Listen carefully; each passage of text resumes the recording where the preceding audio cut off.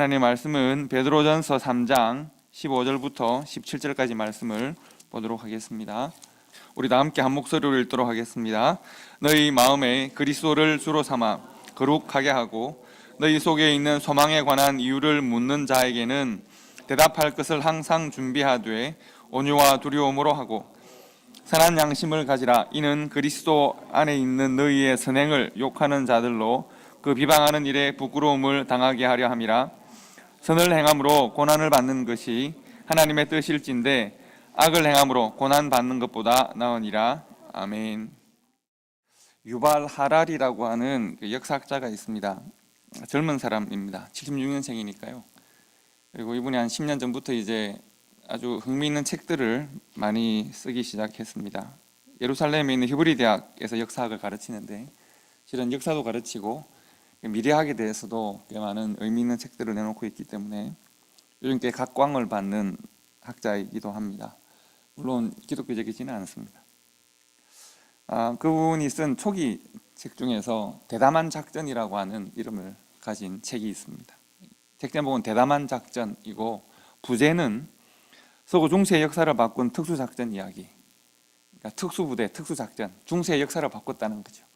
그래서 아주 세심하고 재미있게 어떻게 이런 것까지 알 수 있을까 싶을 정도로 이야기를 잘 풀어놓은 책이 있습니다.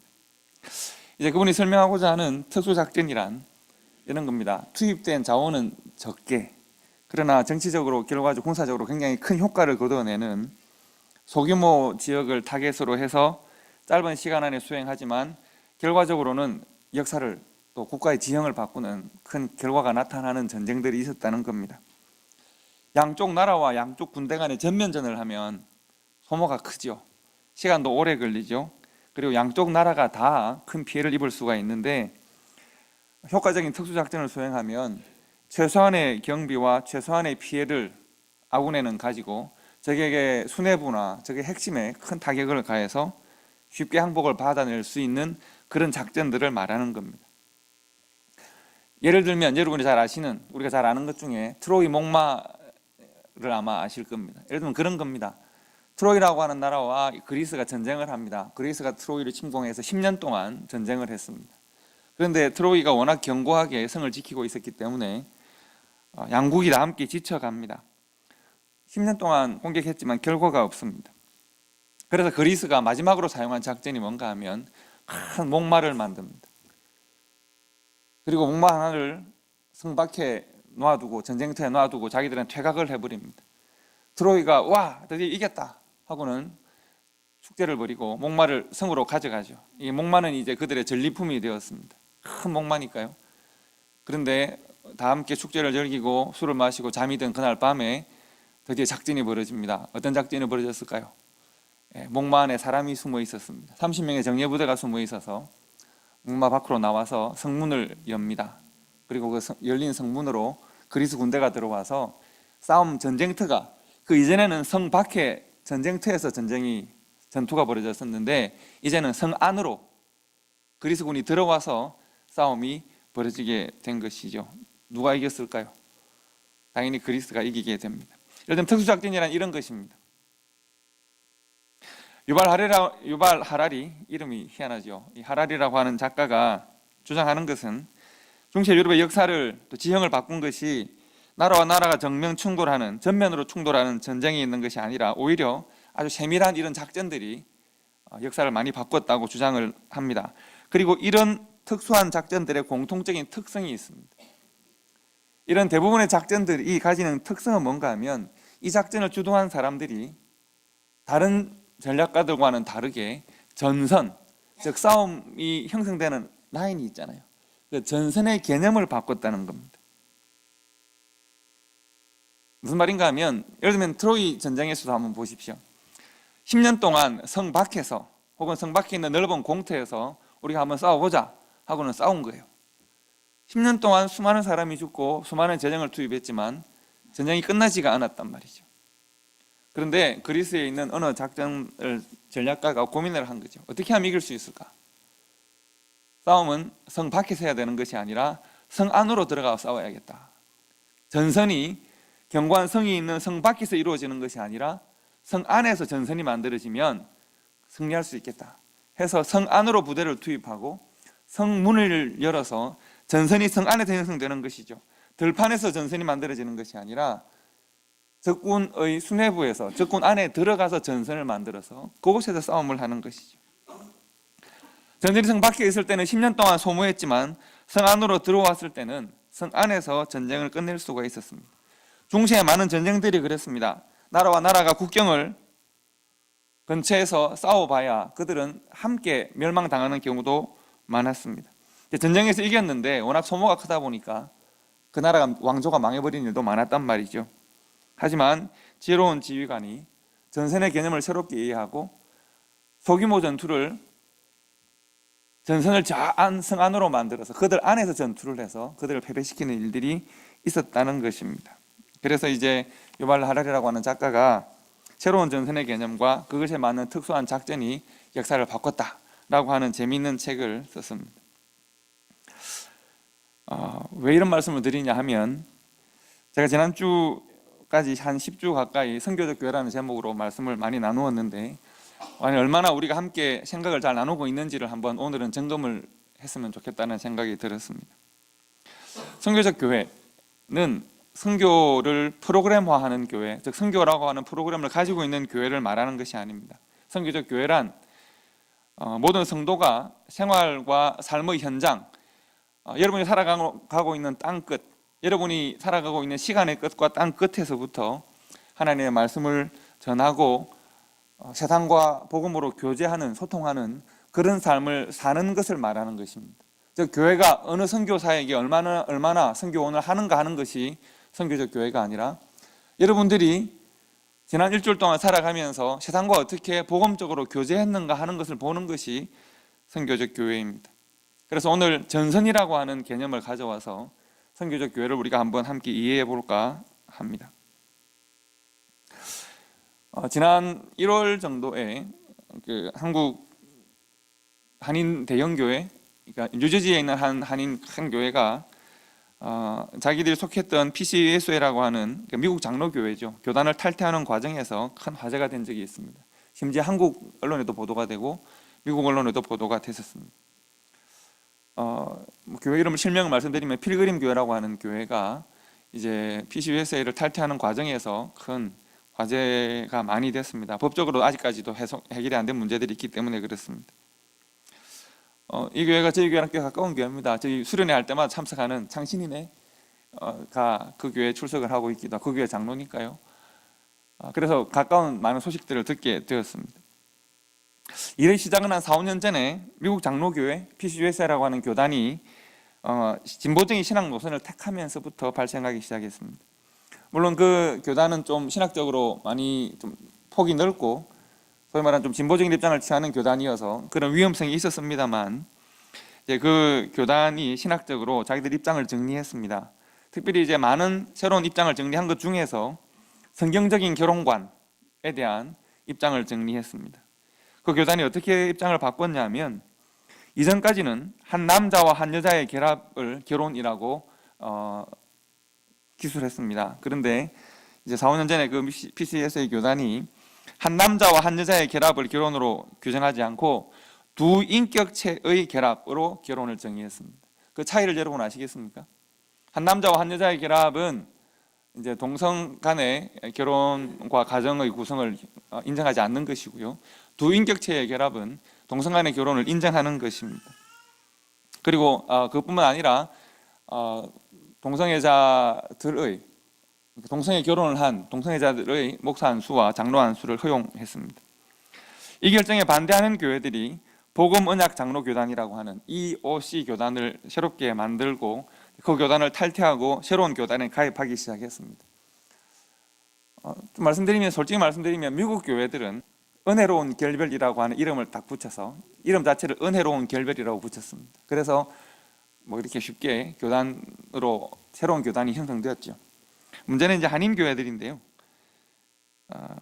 2년 전에 LA 한 교회가 큰 문제가 있었고 또 최근에 필그림 교회가 이제 교단을 탈퇴하는 과정에서 어려움이 많이 있었습니다. 상식적으로 보면 교단과 신학적 입장을 달리하는 교회 혹은 목회자가 나는 당신들과 생각이 다릅니다라고 하면 어떻게 하면 좋을까요? 그 교단에서는 생각이 달라? 어떻게 달라? 그렇게 달라? 저는 교단을 나가겠습니다 하면 어쩔 수 없네 하고 서로 축복하고 보내주는 것이 맞지 않을까요? 상식적으로 보면 그게 너무 쉬운 것 같은데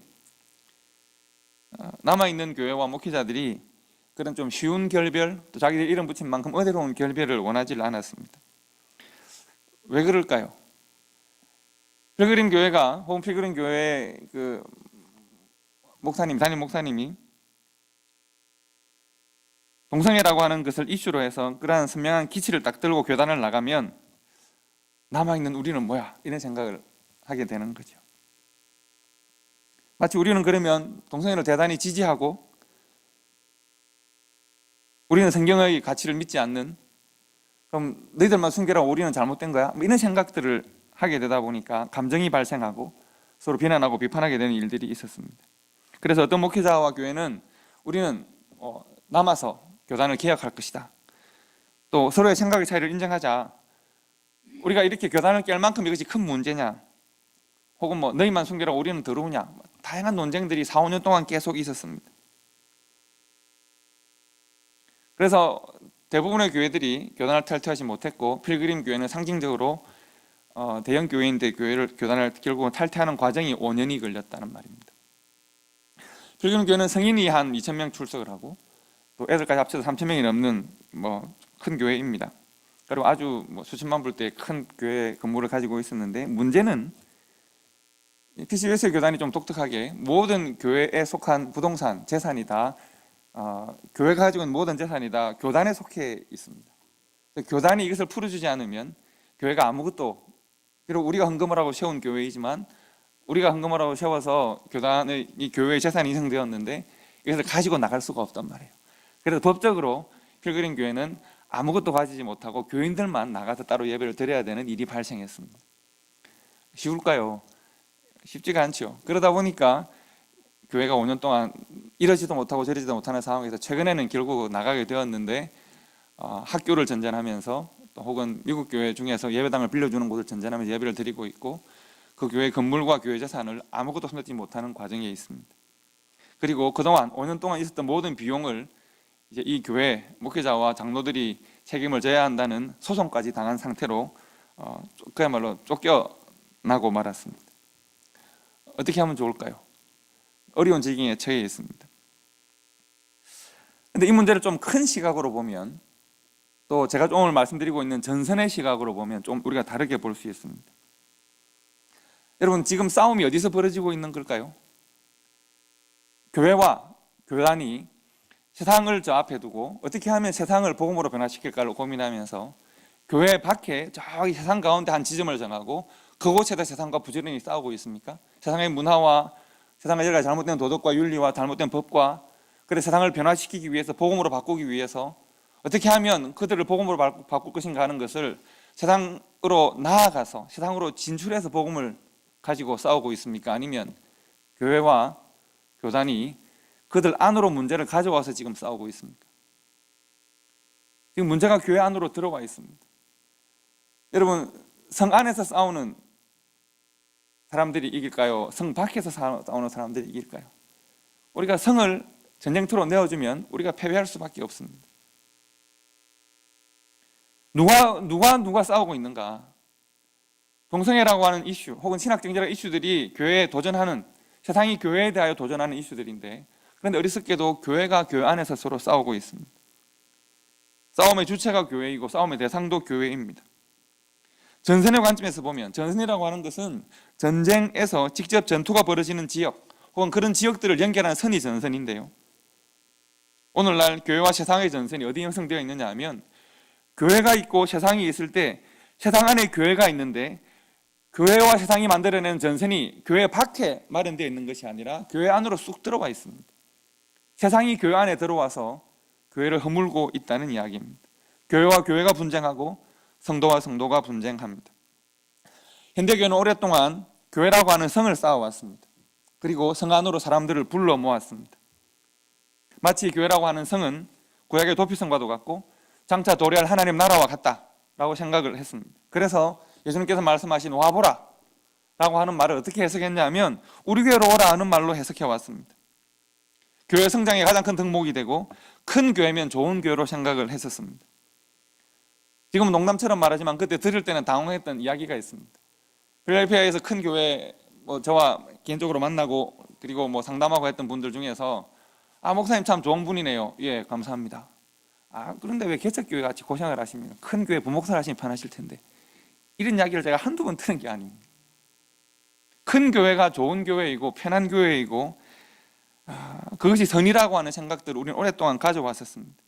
문제는 교회 안으로 사람들을 불러 모으다 보니 교회 밖에 전선이 보이지 않는다는 겁니다. 교회가 세상에 대해 어떻게 싸우고 교회가 세상을 어떻게 변화시키고 어떻게 교회가 세상을 교회로 만들 것인가를 고민하지 않습니다. 세상을 교회로 끌어들여야 하니까 세상 사람, 세상 생각, 세상의 가치나 세상의 문화나 이 모든 것을 교회가 품다 보니까 교회가 도대체 어느 지점쯤에, 세상의 어느 지점에 전선을 만들어내고 세상과 싸우고 세상을 변화시킬 것인가, 세상의 변화에 대한 고민이 없어졌습니다. 그 결과는 아주 무섭습니다. 그 결과가 어떻게 나타나고 있습니까? 오늘날 교회가 목회를 세습합니다. 교회가 부동산으로 이익을 얻습니다. 교회가 탈세합니다. 교회가 편법으로 대형 교회당을 건축합니다. 교회가 정치에 관여합니다. 교회가 세상의 권력에 욕심을 냅니다. 교회가 세상의 정점에 서고자 합니다. 세상 속으로 교회가 들어가는 것이 아니라 교회 속으로 세상이 들어와 버렸습니다. 그랬더니 교회 안에 전선이 막 형성되어 있습니다. 교회와 교회가 분쟁하고 성도와 성도가 분쟁하고 목회자와 성도가 분쟁하고 교회 간에 수많은 다툼들이 벌어지고 있습니다. 왜 그렇습니까? 교회라는 성 안에 갇혀서 사람들을 막 불러 모으다 보니까 세상이 교회 안으로 들어오고 성 밖으로 보니까 세상이 보이지 않습니다. 교회가 세상이 되어버렸습니다. 싸워야 될 대상이 없습니다. 왜냐하면 세상이 교회랑 굳이 싸우지 않아도 교회 안에 세상이 들어와 있으니까요. 교회와 신앙에 도전하는 것, 걸리는 것이 별로 없습니다. 모든 것이 교회라는 성 안에 들어와 있습니다. 전선이 교회 안으로 다 들어와 버렸습니다. 더 이상 세상과 싸울 이유를 모르겠습니다.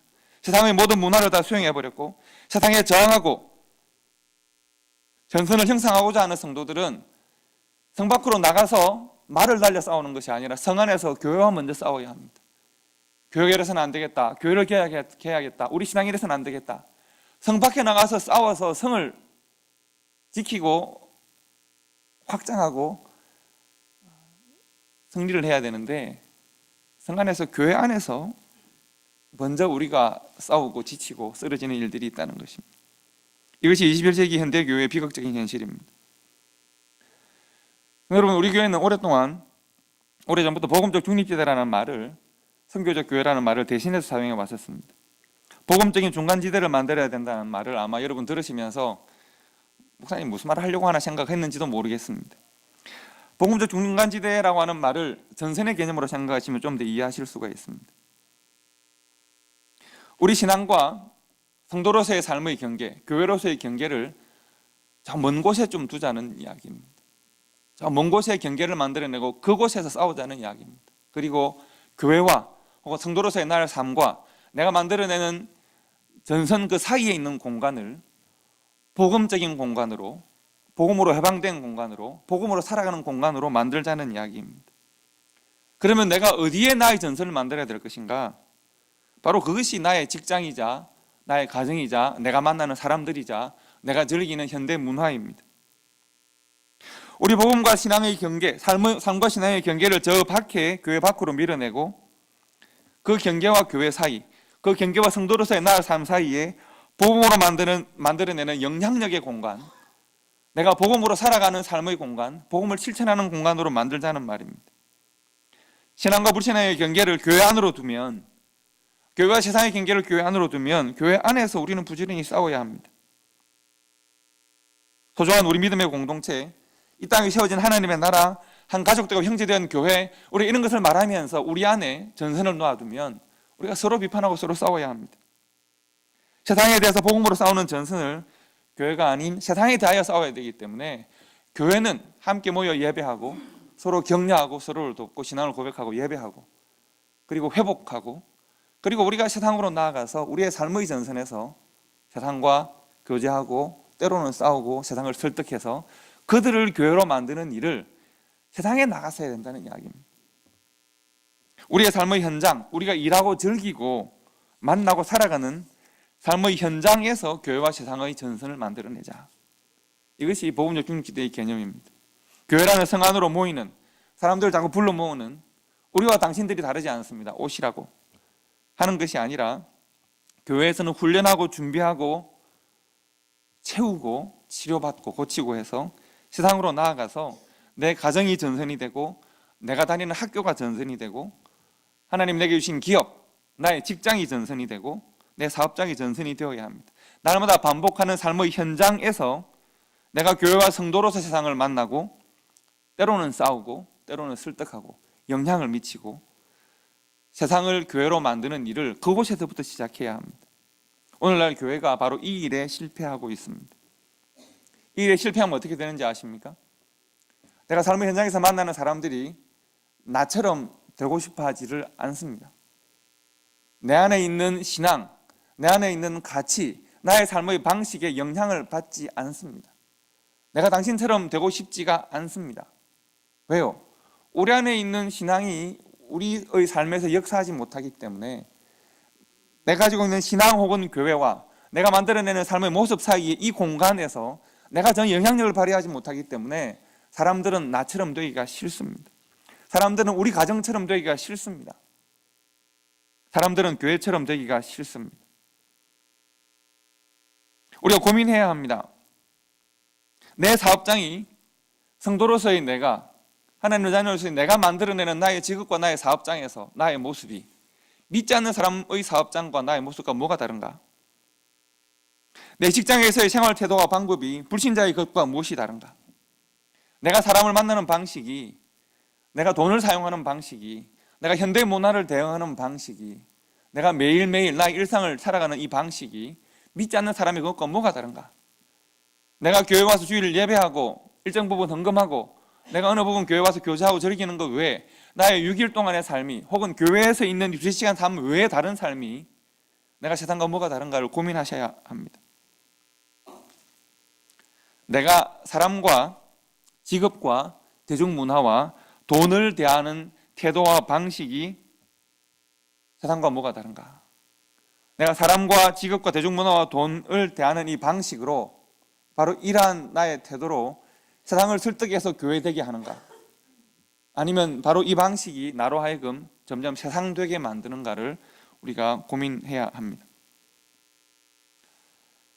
성도 여러분, 오늘 하나님께 사도 베드로를 통해서 교회와 성도들에 대하여 권면하십니다. 너희 마음에 그리스도를 주로 삼아 거룩하게 하고 너희 속에 있는 소망에 관한 이유를 묻는 자에게 대답할 것을 항상 준비하되 온유와 두려움으로 하고 선한 양심을 가지라. 이는 그리스도 안에 있는 너희의 선행을 욕하는 자들로 그 비방하는 일에 부끄러움을 당하게 하려 함이라.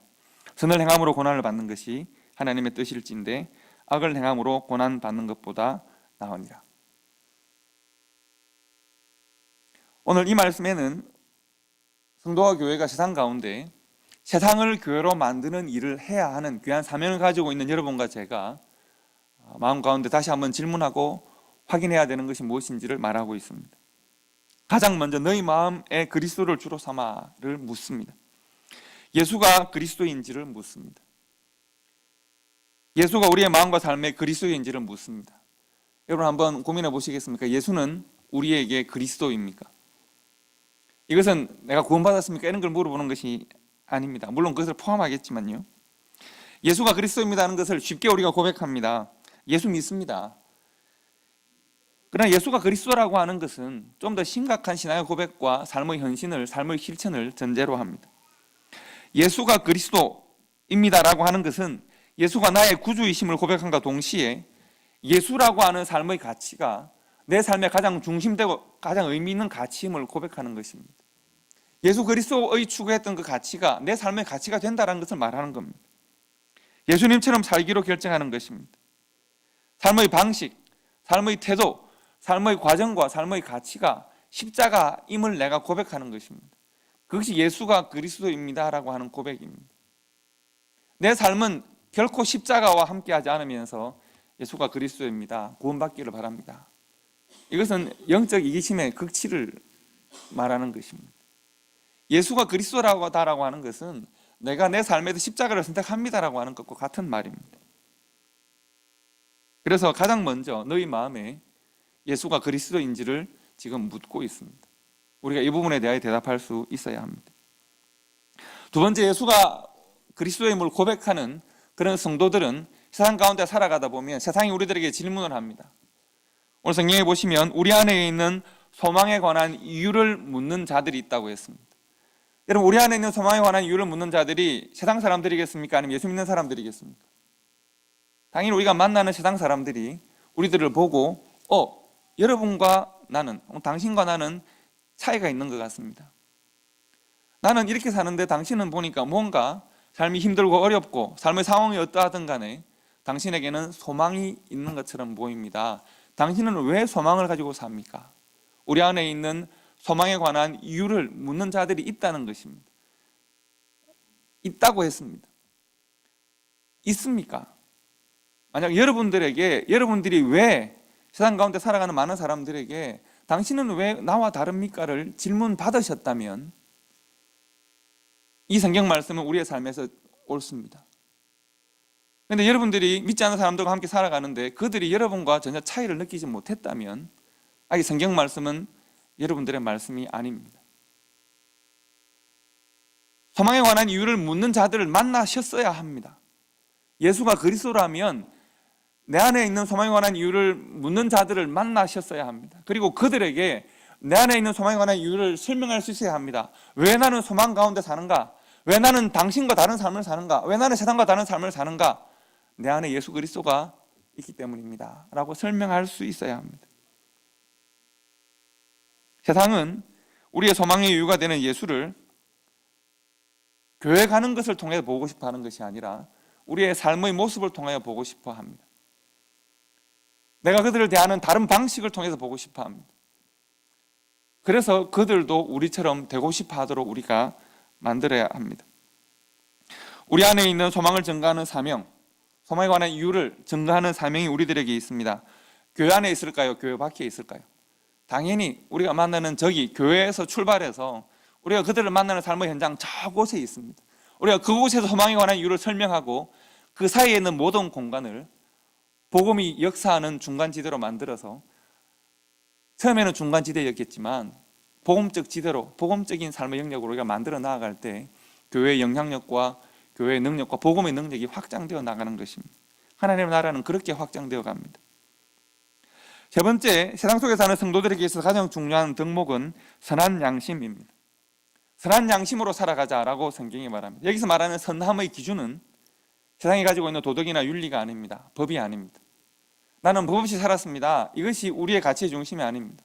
여기서 말하는 선함의 기준은 뭘까요? 십자가입니다. 예수 그리스도의 십자가가 우리의 선함의 기준이 됩니다. 세상 속에 살아가는 성도들에게 있어서 선한 양심으로 사는가? 예수 그리스도처럼 사는가? 예수님처럼 선하고 예수님처럼 십자가를 지는 삶을 스스로 선택하는가에 있습니다. 선한 양심으로 살자라고 권면하고 있습니다. 넷째, 따라서 선한 양심으로 사는 성도가 양심만 엄청나게 선하고 삶은 선한 양심을 실천하지 않으면 괜찮을까요? 그렇지 않습니다. 그래서 선한 양심을 가지고 선행으로 살아야 합니다. 우리 안에 있는 선한 양심이 삶으로 드러나야 합니다. 선한 양심을 가지고 예수 그리스도라고 하는 십자가의 기준을 가지고 선한 삶을 실천하는 것이 성도와 교회가 세상 가운데 전선을 형성하는 방식입니다. 세상과 교회의 전선은 그렇게 형성되는 것입니다. 그런데 그렇게 살아갈 때 다섯째, 그렇게 살아가면 삶이 성공하고 영광되고 기쁘고 사람들로부터 칭찬을 받을까요? 그렇지 않을 수도 있다고 성경은 말합니다. 다섯째, 교회와 성도가 십자가라고 하는 선한 삶의 원칙으로 살아갈 때 교회와 성도는 고난을 만날 수도 있습니다.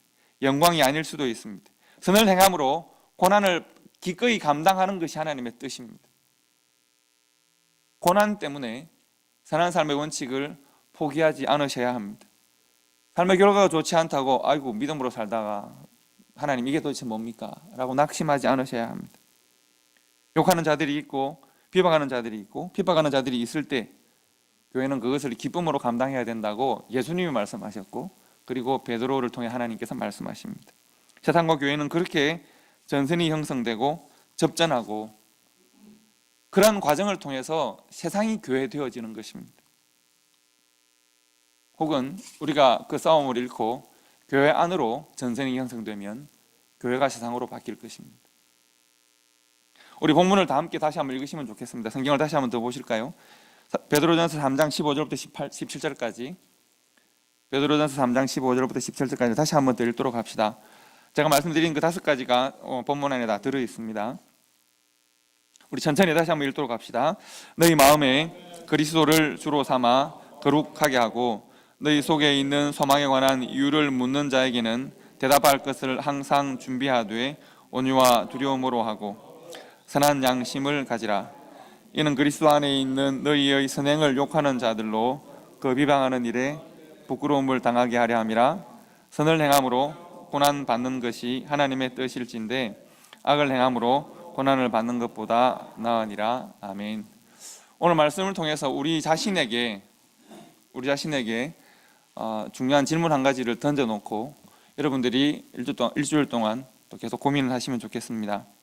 내가 살아가는 삶의 현장은 교회는 당연히 신앙을 고백하고 예수님을 우리의 구주로 고백하고 예배하는 곳이지만, 교회는 그런 곳이지만, 그런 관계, 그런 모임이지만, 내가 살아가는 삶의 현장에서 세상이 교회되고 있는가, 내가 세상되고 있는가에 대하여 우리가 고민할 수 있기를 바랍니다.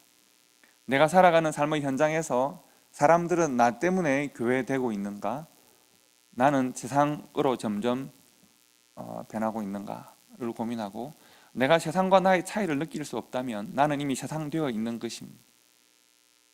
세상이 나와의 차이를 느끼고 우리 안에 있는 소망에 관한 이유를 스스로 질문하는 그런 삶을 살고 있는가, 우리가 답할 수 있기를 바라고, 답이 정확하지 못하다면 우리가 그 답을 바르게 얻기 위하여 노력하고 애쓰고 헌신하는 성도가 될 수 있기를 바랍니다.